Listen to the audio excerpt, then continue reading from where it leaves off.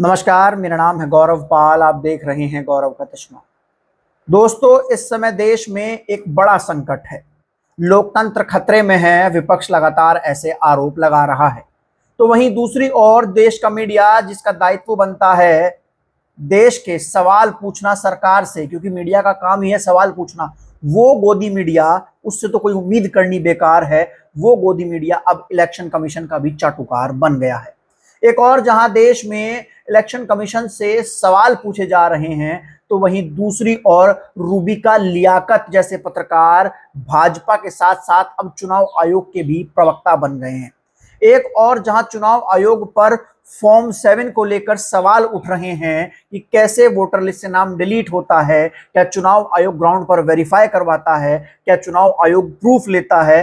तो ऐसे में जो सवाल पत्रकारों को सरकार से पूछना चाहिए, चुनाव आयोग से पूछना चाहिए, वो सब लोग मिलकर भाजपा के 4-5 लोगों को बिठाकर एक पैनल बना रहे हैं, देश के लोगों का बेवकूफ बना रहे हैं और कह रहे हैं कि देश का विपक्ष झूठा है।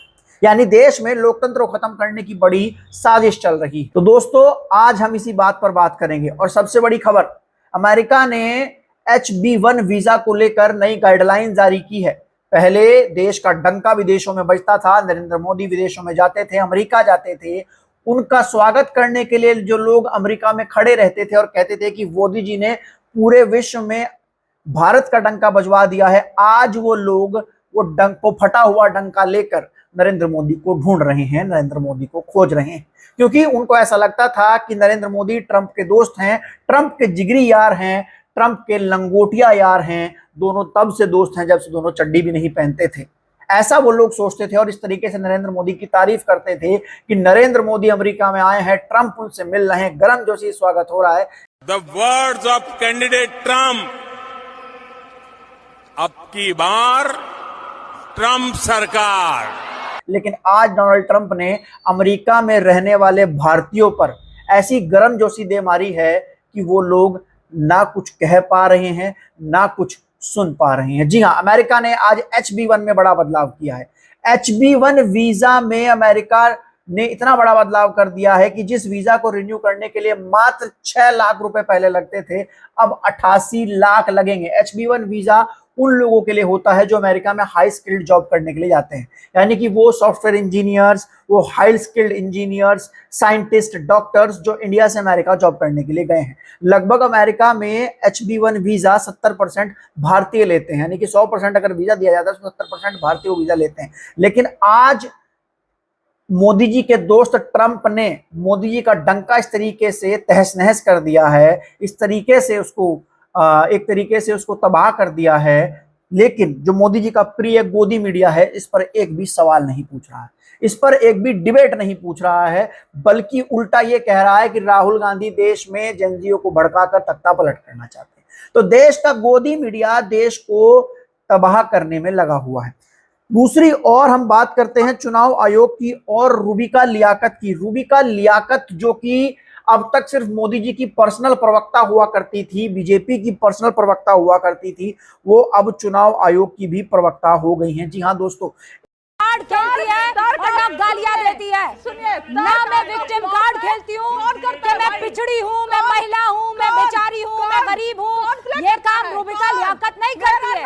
मैं मजबूत औरत हूँ और मैं मजबूत। एक टीवी डिबेट में रूबिका लियाकत आरजेडी की प्रवक्ता कंचना यादव के साथ बैठी थी। कंचना यादव ने चुनाव आयोग से कई तीखे सवाल पूछे, चुनाव आयोग पर कहीं हमले किए और कहा कि चुनाव आयोग जवाब क्यों नहीं दे रहा है। जी हां दोस्तों, बड़ी बात है कि चुनाव आयोग राहुल गांधी की बात पर आकर उससे ट्रोलर्स की तरह जवाब देता है। चुनाव आयोग एक संवैधानिक संस्था है, उसकी जिम्मेदारी है देश में लोकतांत्रिक रूप से चुनाव करवाना। और अगर उसके ऊपर सवाल उठते हैं और वो इस तरीके से स्पष्ट रूप से उस पर जवाब नहीं देता है, तो जाहिर सी बात है देश के लोगों की विश्वास इस देश की संवैधानिक व्यवस्था से, लोकतांत्रिक व्यवस्था से, चुनावी व्यवस्था से उठ जाएगा। ऐसे में चुनाव आयोग का दायित्व है कि वो बाहर आकर बोले, लेकिन चुनाव आयोग चुप बैठा है। बस उसने रूबिका लियाकत जैसे प्रवक्ता जो हैं वो बिठा दिए हैं। कंचना यादव ने चुनाव आयोग पर सवाल कर रही थी। वह कह रही थी कि चुनाव आयोग जो है वो ये जो पूरा डाटा है वो सीआईडी को क्यों नहीं दे रहा है कर्नाटक की, वो क्यों नहीं बता रहा है कि नाम कैसे डिलीट हुए, उनका आईपी एड्रेस क्या है, क्या प्रक्रिया है, क्या नहीं है, चुनाव आयोग क्यों निष्पक्ष जांच नहीं करा रहा है। तो ऐसे में सवाल चुनाव आयोग से थे, लेकिन मिर्ची रूबिका लियाकत को लगी। जब कंचना यादव ने चुनाव आयोग से सवाल पूछे तो रूबिका लियाकत बिलबिला गई और रूबिका लियाकत विपक्ष पर ही फायर हो गई, कहने लगी कि मैं कार्ड नहीं खेलती हूं, मैं पिछड़ी महिला होने का, मैं ये होने का, मैं वो होने का कार्ड नहीं खेलती हूं। यानी कि रूबिका लियाकत जो है वो दलित, वंचित, शोषित समाज की पिछड़ी महिलाओं का उपहास उड़ा रही है। तो रूबिका लियाकत कहती हैं, जब कंचना यादव ने उनसे कहा कि भैया चुनाव आयोग जवाब क्यों नहीं दे रहा है, तो रूबिका लियाकत को मिर्ची लगती है और चुनाव आयोग की तरफ से बोलने लगती हैं। और रूबिका लियाकत कहती है, मैं चुनाव आयोग पर बोलूंगी, मैं चुनाव आयोग की प्रवक्ता नहीं हूं, आप अपना पागलपन अपने पास रखें। भाई सवाल चुनाव आयोग से था, लेकिन मिर्ची लगी रूबिका लियाकत को। रूबिका लियाकत चुनाव आयोग की ओर से बैटिंग करने लगी, कहने लगी कि विपक्ष झूठ बोल रहा है, कहने लगी कि विपक्ष जो है वो षड्यंत्र रच रहा है, कहने लगी कि विपक्ष जो है वो बिखर गया है, विपक्ष जो है वो चुनाव जहां हार जाता है वहां पर चुनाव आयोग की गलती निकाल देता है, जहां चुनाव जीत जाता है वहां सब कुछ सही होता है। तो ऐसे में कंचना यादव ने चुनाव रूबिका लियाकत से कहा कि भैया मैंने सवाल चुनाव आयोग से पूछा है, मिर्ची आपको क्यों लग रही है। तो ऐसे में रूबिका लियाकत को और मिर्ची लगी और रूबिका लियाकत ने कहा कि मैं तो चुनाव आयोग की तरफ से बोलूंगी, लेकिन मैं उनकी प्रवक्ता नहीं हूं, आप पागल हो गई हैं। कंचना यादव ने कहा कि पागल होंगी आप, ज्यादा पागलपन की बात मत करो, आप कौन हो, क्या हो, आप चुनाव आयोग की प्रवक्ता हो जो चुनाव आयोग की तरफ से बोल रही हो। जी हाँ, रूबिका लियाकत को कंचना यादव ने चुनाव आयोग की प्रवक्ता बता दिया और कह दिया कि आप चुनाव आयोग की प्रवक्ता हो जो चुनाव आयोग की तरफ से बोल रही हो, मैं सवाल चुनाव आयोग से कर रही हूं, तो मिर्ची आपको क्यों लग रही है। तो जी हाँ दोस्तों, चुनाव आयोग के साथ मिलकर इस देश का गोदी मीडिया जो है इस देश के लोगों को भ्रमित कर रहा है, इस देश की चुनावी प्रक्रिया पर, इस देश की लोकतांत्रिक प्रक्रिया पर सवाल उठ रहे हैं कि कैसे इस देश में एंटी इनकम्बेंसी जो है वो बीजेपी पर असर क्यों नहीं डालती है। जहां से 10-10 साल से बीजेपी की सरकार होती है वहां पर प्रचंड बेरोजगारी होती है। हरियाणा में 10 साल से बीजेपी की सरकार थी, हरियाणा में प्रचंड बेरोजगारी थी, लेकिन वहां पर हरियाणा में बीजेपी की सरकार जीत गई, महाराष्ट्र में बीजेपी जीत गई, मध्य प्रदेश में बीजेपी जीत गई। तो जाहिर सी बात है कि कहीं ना कोई गड़बड़ खेला जरूर है। एक और तस्वीर मैं आपको दिखाता हूं, आप टीवी स्क्रीन पर ये तस्वीर देखिए, ये इंडिया टीवी है और ये पत्रकार सौरभ शर्मा बैठे हुए हैं। ये भी अपने आप को निष्पक्ष कहते हैं, लेकिन एक नंबर के चाटुकार गोदी मीडिया के पत्रकार हैं। ये सवाल सिर्फ विपक्ष से पूछते हैं। अब इस पैनल में 4 लोग आपको दिखाई दे रहे हैं, विजय द्विवेदी, हर्षवर्धन त्रिपाठी, समीर चौंगवार। दरअसल बात चल रही थी राहुल गांधी के उस बयान पर। राहुल गांधी ने कहा कि चुनाव आयोग जवाब क्यों नहीं दे रहा है। वास्तविकता की पूरी तरह, मेरे पास कुछ ऐसे सबूत हैं मैं अब सामने लेकर आऊंगा, लेकिन चुनाव आयोग ने मेरे पहले 2 आरोपों पर जवाब नहीं दिए। जिस तरीके चुनाव आयोग ने ऊटपटांग जवाब दिए वो जवाब नहीं होते हैं। राहुल गांधी ने कहा कि मैं तीसरा सबसे बड़ा पुख्ता सबूत लेकर आ रहा हूं, लेकिन अब चुनाव आयोग को बोलना ही बोलना पड़ेगा, अब हम भाजपा और चुनाव आयोग को एक्सपोज कर देंगे। राहुल गांधी सवाल चुनाव आयोग से पूछ रहे हैं, लेकिन मिर्ची हर्षवर्धन त्रिपाठी को लग रही है, विजय द्विवेदी को लग रही है, समीर चौंगवार को लग रही है और सबसे ज्यादा मिर्ची सौरभ शर्मा को लग रही है, जो कह रहे हैं कि राहुल की दिल्ली स्टोरी का फैक्ट चेक हो गया। राहुल गांधी जो कह रहे हैं वो सब फर्जी कह रहे हैं, ऐसा कुछ नहीं होता है। ये सब बैठ के बातें कर रहे हैं। अब मैं आपको बताऊं, हर्षवर्धन त्रिपाठी, आप इनको सोशल मीडिया अकाउंट जाकर देखिए, ये संघी हैं और भाजपा के प्रचारक हैं।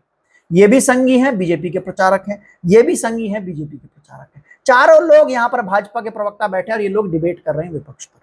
दूसरी ओर जो बड़ा सवाल है, चुनाव आयोग ने कहा कि फॉर्म 7 जो है वो उसको भरने से ऑनलाइन नाम नहीं कटता है, ऑनलाइन नाम नहीं काटा जा सकता। राहुल गांधी ने कहा कि ऑनलाइन सॉफ्टवेयर से नाम काटे जा रहे हैं, ऑनलाइन आवेदन की जांच के बाद नाम हटाया जाता है। ठीक है, मेरा एक सवाल चुनाव आयोग से, बिहार में 22 लाख लोगों के नाम ऐसे हटाए गए हैं जिनकी मृत्यु हो गई है।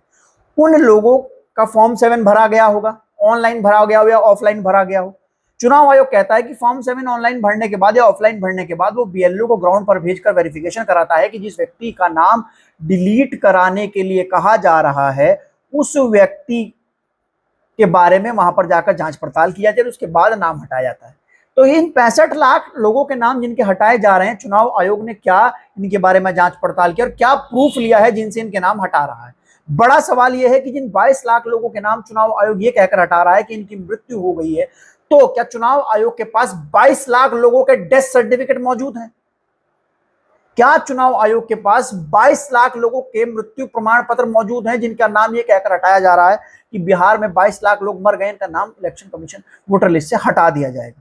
तो दोस्तों ये बड़ा खेला चल रहा है। मैं आपको बता दूं, फॉर्म 7 ऑनलाइन भरा जाता है और इसके बाद ऑनलाइन भरने के बाद इसमें एक वेरिफिकेशन होता है जिसमें बीएलओ ग्राउंड पर जाकर वेरीफाई करता है।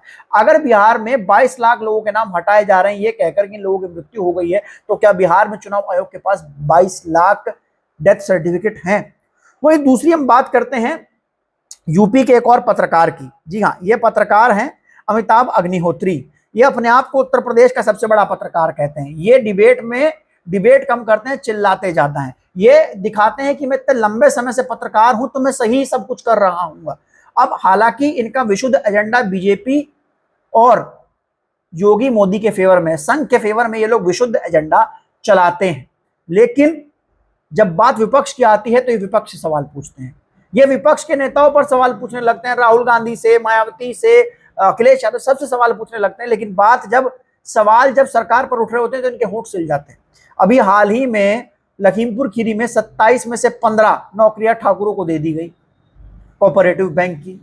ठाकुरवाद के आरोप लगे, जहां पर SC ST OBC का हक मारा गया। 15 नौकरियां ठाकुरों को, 4 ब्राह्मणों को, 19 नौकरियां सवर्णों में बांट दी गई। लेकिन अमिताभ अग्निहोत्री ने एक डिबेट इस पर नहीं किया।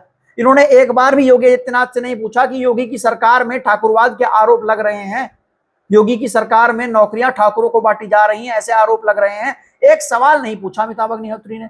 बस योगी मोदी की तारीफ करने लगते हैं कि योगी के पास ऐसी घड़ी है, मोदी के पास वैसी घड़ी है, योगी सादा जीवन जीते हैं। मतलब योगी जी के बारे में जितना योगी जी को भी नहीं पता उतना इस व्यक्ति को पता है। विशुद्ध चाटुकारिता ये व्यक्ति करता है। जब इसको लगता है कि थोड़ा सा न्यूट्रल होना पड़ेगा तो 1-2 वीडियो ये BSP और SP के फेवर में कर देता है।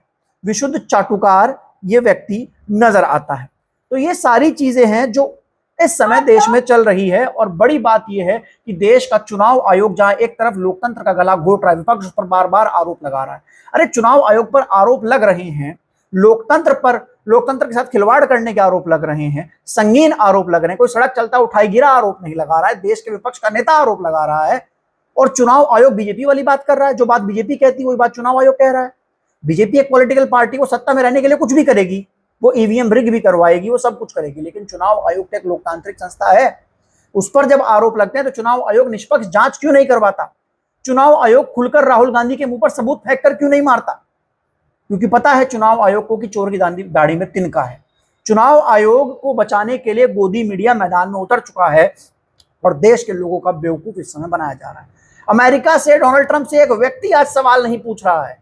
नरेंद्र मोदी सवाल नहीं पूछ रहा है कि नरेंद्र मोदी ने जिस व्यक्ति को देश में बुलाकर हजारों करोड़ रुपए जिस व्यक्ति के लिए खर्च किए, जिसके लिए जाकर वोट मांगे, वो उस व्यक्ति ने आज भारत की बैंड बजाकर रख दी है। जो 6 लाख की वीजा रिन्यूअल फीस थी वो 88 लाख कर दी है। और जो लोग अमेरिका में नरेंद्र मोदी का स्वागत डंका बजाकर करते थे ना, उनके डंके फटे पड़े हैं, आज फटे पड़े हैं उनके डंके। लेकिन गोदी मीडिया में इस पर एक भी सवाल नहीं होगा, एक भी डिबेट नहीं होगा। सारा जो दोष है वो विपक्ष पर माना जाएगा, सारा दोष विपक्ष पर माना जाएगा। इसलिए आज मैं कह रहा हूं कि इस देश में लोकतंत्र का सबसे बड़ा दुश्मन इस देश का गोदी मीडिया और इस देश का चुनाव आयोग है। अब देखना यह है कि इस देश के गोदी मीडिया और इस देश के चुनाव आयोग के खिलाफ क्या सुप्रीम कोर्ट कोई संज्ञान लेता है या जनता कोई संज्ञान लेती है। तब तक के लिए चलते हैं, फिर मिलेंगे दूसरी मीडिया में। गोदी मीडिया को छोड़िए, अपना असल मीडिया, अल्टरनेट मीडिया, बहुजन मीडिया, इसको देखना शुरू कीजिए कि हम आप तक आपके असल मुद्दों की खबरें और बातें पहुंचाते हैं। गोदी मीडिया पर मत जाइए, वो भाजपा सरकार के वो सरकार के चाटुकार हैं, वो सरकार के प्रवक्ता हैं।